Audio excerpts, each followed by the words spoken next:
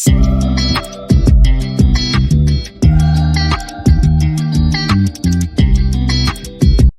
कीर्तिमान academy official YouTube channel.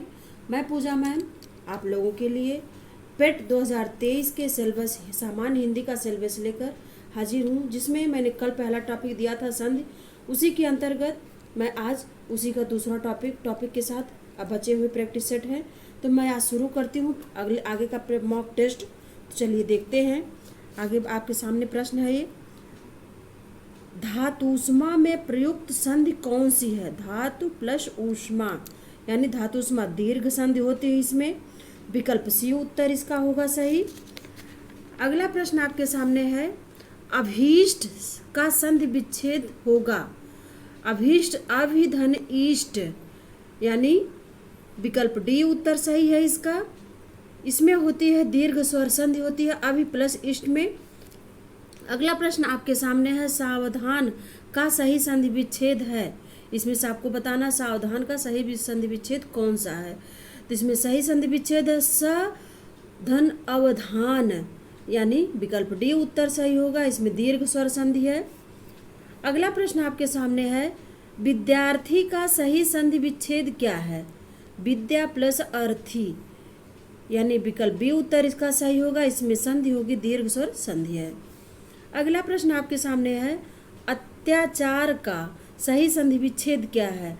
अतिधन आचार यानी विकल्प सी उत्तर होगा इसका सही। इसमें यण स्वर संधि होती है।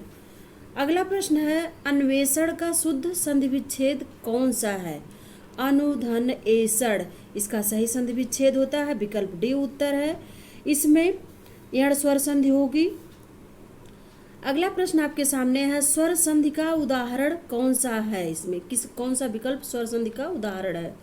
तो इसमें अन्वय शब्द जो है स्वर संधि का उदाहरण अनुधन अव होता है। अनुधन अवयव ये विकल्प ए उत्तर इसका सही होगा। इसका विच्छेद करेंगे तो अनुधन अय होगा। इसमें एड़ स्वर संधि होगी। अगला प्रश्न है, उड्डयन का संधि विच्छेद क्या होगा? उड्डयन का संधि विच्छेद करने पे उत प्लस अयन उत प्लस डयन होता है। विकल्प ए उत्तर इसका सही होगा। इसमें व्यंजन संधि है। अगला प्रश्न आपके सामने है, संकर शब्द का संधि विच्छेद है। संकर शब्द का सही संधि विच्छेद कौन सा है? तो समधन कर बड़ा सा और नीचे हलंत लगा हुआ प्लस कर यानी विकल्प ए उत्तर सही है। इसमें व्यंजन संधि है। अगला प्रश्न है, विपत धन जाल यानी विपत जाल में कौन सी संधि है? विपत धन जाल ये व्यंजन संधि है। विकल्प बी उत्तर होगा इसका। अगला प्रश्न है, कौन सा व्यंजन संधि नहीं है? इसमें से आपको पहचानना कौन सा व्यंजन संधि नहीं है। तो इसमें है तद्धित भी है व्यंजन संधि, उद्धरण भी है, वाग्जाल भी है व्यंजन संधि, जबकि रसायन शब्द जो है व्यंजन संधि नहीं है। विकल्प डी उत्तर सही है इसका। अगला प्रश्न है, जब प्रथम वर्ण व्यंजन और दूसरा वर्ण स्वर हो तो उसके मध्य की संधि होगी। कौन सी संधि होगी? यानी व्यंजन संधि होती है। विकल्प ए उत्तर सही होगा उसका। अगला प्रश्न है, सच्छास्त्र का समुचित संधि विच्छेद कौन सा है? सत धन शास्त्र इसका सही संधि विच्छेद होता है सत प्लस शास्त्र यानी विकल्प बी उत्तर इसका सही होगा। अगला प्रश्न आपके सामने है, सच्छास्त्र का उचित विच्छेद यानी संधि विच्छेद निम्न में से कौन सा है? सत धन शास्त्र विकल्प बी उत्तर सही होगा। अगला प्रश्न आपके सामने है, उज्ज्वल का सही संधि विच्छेद क्या है? तो इसका सही संधि विच्छेद होता है उत धन जल यानी विकल्प ए उत्तर सही होगा। अगला प्रश्न आपके सामने है, दिगंबर का सही संधि विच्छेद कीजिए। तो इसका सही संधि विच्छेद होता है दिक प्लस अंबर, जिसमें ये बात ध्यान दीजिएगा, दिक प्लस अंबर यानी जिस विकल्प में क में आधा हलंत लगा हो वही सही होगा, ना कि दिक प्लस अंबर सही होगा। विकल्प डी इसका उत्तर सही है, दिक प्लस अंबर। अगला प्रश्न है, इसमें व्यंजन संधि होगी। अगला प्रश्न है, उल्लंघन का सही संधि विच्छेद क्या है? तो सही संधि विच्छेद इसका होता उत प्लस लंघन यानी विकल्प बी उत्तर सही होगा इसका।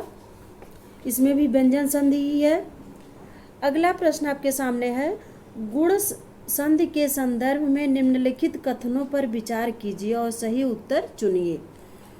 इसमें सही उत्तर, यदि अ या के बाद ई या ई आए तो दोनों मिलकर अ हो जाते हैं, तो सही उत्तर चुनना है।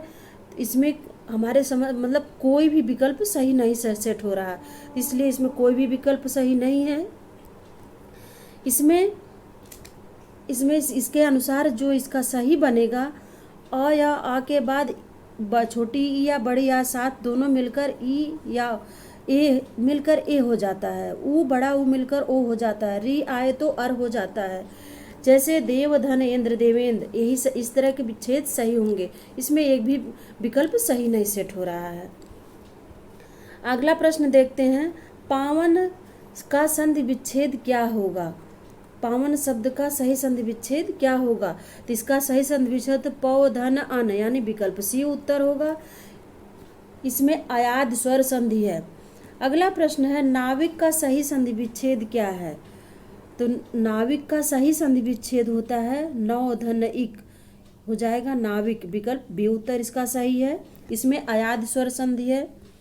अगला प्रश्न देखते हैं, पो धन अन किस स्वर संधि का उदाहरण है? पो धन अन, यह अयाद स्वर संधि का उदाहरण है, विकल्प बी उत्तर है। इसी तरह अगला प्रश्न अयाद संधि है, इसमें से किसमें अयाद संधि है? इसमें नौ धन इक यानी नाविक, विकल्प डी उत्तर इसका सही है, ये अयाद संधि है। अगला प्रश्न आपके सामने है, यशोदा में प्रयुक्त संधि का नाम क्या है? यशः धन दा, इसका विच्छेद करेंगे तो यशः धन दा होगा, इसलिए विसर्ग संधि होगी इसमें, विकल्प सी उत्तर सही है इसका। अगला प्रश्न है, निम्न में से किस शब्द का संधि विच्छेद सही है?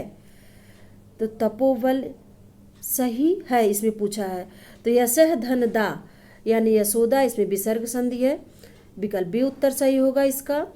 अगला प्रश्न आपके सामने है, निम्नलिखित में से कौन सा व्यंजन संधि का उदाहरण नहीं है? व्यंजन संधि का उदाहरण नहीं है, तो इसमें जगत धन अम्बा, ये भी व्यंजन संधि का उदाहरण है। संतोष भी व्यंजन संधि का उदाहरण है। अहंकार भी व्यंजन संधि का उदाहरण है। इसमें पूछा नहीं है, तो विद्यालय शब्द जो है इसका उदाहरण नहीं है व्यंजन संधि का, इसलिए विकल्प बी उत्तर इसका सही होगा। अगला प्रश्न है, विसर्ग संधि है, इसमें से पहचानना है आपको कौन सा विसर्ग संधि का उदाहरण है। तो इसमें संजोग, गिरीश और सदैव, ये सब विसर्ग संधि के उदाहरण नहीं है। निह धन का कर्म, यही जो है होगा विसर्ग संधि का उदाहरण, इसलिए विकल्प ए उत्तर इसका सही होगा। अगला प्रश्न है, मनः धन अनुकूल की संधि क्या है? मनः प्लस अनुकूल की संधि क्या है? तो मनोकूल होगा, मनोनुकूल, यानी विकल्प ए उत्तर सही है, इसमें विसर्ग संधि है। अगला प्रश्न आपके सामने है, उच्चारण का संधि विच्छेद क्या होगा? तो उत प्लस चारण, जिसके नीचे हलंत लगा हो, उत तो में हलंत लगा है, तो पहचानने का तरीका है, नहीं तो गलत हो जाएगा। कभी कभी उत दिया रहता है, उसमें हलंत ना ध्यान दो तो गलत हो जाता प्रश्न, इसलिए उत प्लस चारण, उच्चारण आधा ता होता है, तो विकल्प सी उत्तर होगा इसका। अगला प्रश्न है, भूर्ध्व का संधि है, भूर्ध्व शब्द का जब हम संधि विच्छेद करेंगे तो इसमें से कौन सा विकल्प सही होगा? तो इसमें भू धन ध नहीं, ये भी नहीं सही है, इसमें कोई नहीं सही है। इसका सही संधि विच्छेद होगा भू धन ऊर्ध्व, भू प्लस ऊर्ध्व शब्द होगा सही विकल्प, इसमें कोई विकल्प नहीं सही है। भू प्लस ऊर्ध्व, इसका सही संधि विच्छेद होता है, इसमें दीर्घ स्वर संधि है। अगला प्रश्न है, दो वर्णों के मेल से होने वाले विकार का परिवर्तन को क्या कहते हैं? तो उसे हम संधि कहते हैं, विकल्प ए उत्तर इसका सही होगा। अगला प्रश्न है, सत्याग्रह का सही संधि विच्छेद क्या है? सत्याग्रह, सत धन आग्रह, सत प्लस आग्रह यानी सत्य प्लस आग्रह, यानी विकल्प डी उत्तर सही होगा। अगला प्रश्न है आपके सामने, इसमें दीर्घ स्वर संधि होगी सत्याग्रह में। अगला प्रश्न है, सदानंद का संधि विच्छेद कीजिए। तो सदानंद का सही संधि विच्छेद होता है सत्य प्लस आनंद, यानी विकल्प ए उत्तर इसका सही है, इसमें व्यंजन संधि है। अगला प्रश्न है संधि विच्छेद में यदि किसी वर्ग के प्रथम वर्ण से परे कोई अनुनासिक वर्ण हो तो संधि करते समय प्रथम वर्ण के स्थान पर उसी वर्ग का कौन सा वर्ण हो जाएगा। तो ऐसे में हम पांचवा वर्ण होता है उसका, तो विकल्प बी उत्तर सही होगा। उसी वर्ग का अनुनासिक अर्थात पंचम वर्ण होता है, जैसे क है और प है तो उसका माँ हो जाएगा, इसी तरह चा का या हो जाएगा। अगला प्रश्न आपके सामने है सद्धर्म का सही संधि विच्छेद क्या होगा। तो सद्धर्म का सत प्लस धर्म यानी विकल्प डी उत्तर इसका सही है, इसमें व्यंजन संधि होगी। अगला प्रश्न है सद्भावना का सही संधि विच्छेद कीजिए या क्या होगा। सद धन भावना, सत धन भावना यानी विकल्प बी उत्तर सही होगा, इसमें व्यंजन संधि है। अगला प्रश्न आपके सामने है पुस्तकालय में कौन सी संधि है। पुस्तक धन आलय यानी विकल्प ये उत्तर सही, इसमें दीर्घ स्वर संधि है। अगला प्रश्न है निम्न में से कौन सा उच्छ्वास का संधि विच्छेद सही है। उच्छ्वास शब्द का सही संधि विच्छेद है, इस उच्छ्वास शब्द का सही संधि विच्छेद होता है उत प्लस श्वास यानी विकल्प डी उत्तर सही होगा, इसमें व्यंजन संधि है। अगला प्रश्न है उच्छ्वास का सही संधि विच्छेद हो तो उस उत धन श्वास यानी विकल्प डी उत्तर इसका सही है। अगला प्रश्न आपके सामने व्यवहार का सही संधि विच्छेद है, तो व्यवहार का सही संधि विच्छेद होता है वी प्लस अव प्लस हार यानी विकल्प ए उत्तर सही होगा। अगला प्रश्न आपके सामने है निह धन कलंक का सही संधि विच्छेद कौन सा है। तो निह धन कलंक विच्छेद से ही पता चल जा रहा है कौन सी संधि है, जहाँ विसर्ग लग जाए वो विसर्ग संधि होता है, तो विकल्प बी उत्तर होगा इसका सही। निष्कलंक सही शब्द इसका बनेगा निह धन कलंक का निष्कलंक। अगला प्रश्न है पवन का संधि विच्छेद कौन सा है। तो इसका सही संधि विच्छेद होता है पो धन अवन, पो धन अन होता है, पो प्लस अन यानी विकल्प डी उत्तर सही है इसका, इसमें संधि होती है अयाद स्वर संधि होती है। अगला प्रश्न है पवन का संधि विच्छेद, तो वही होगा पो धन अन, विकल्प ए उत्तर सही है। अगला देखते हैं नाविक का सही संधि विच्छेद क्या है। तो नाविक का सही संधि विच्छेद होता है नौ धन इक यानी विकल्प सी उत्तर सही है, इसमें अयाद स्वर संधि है।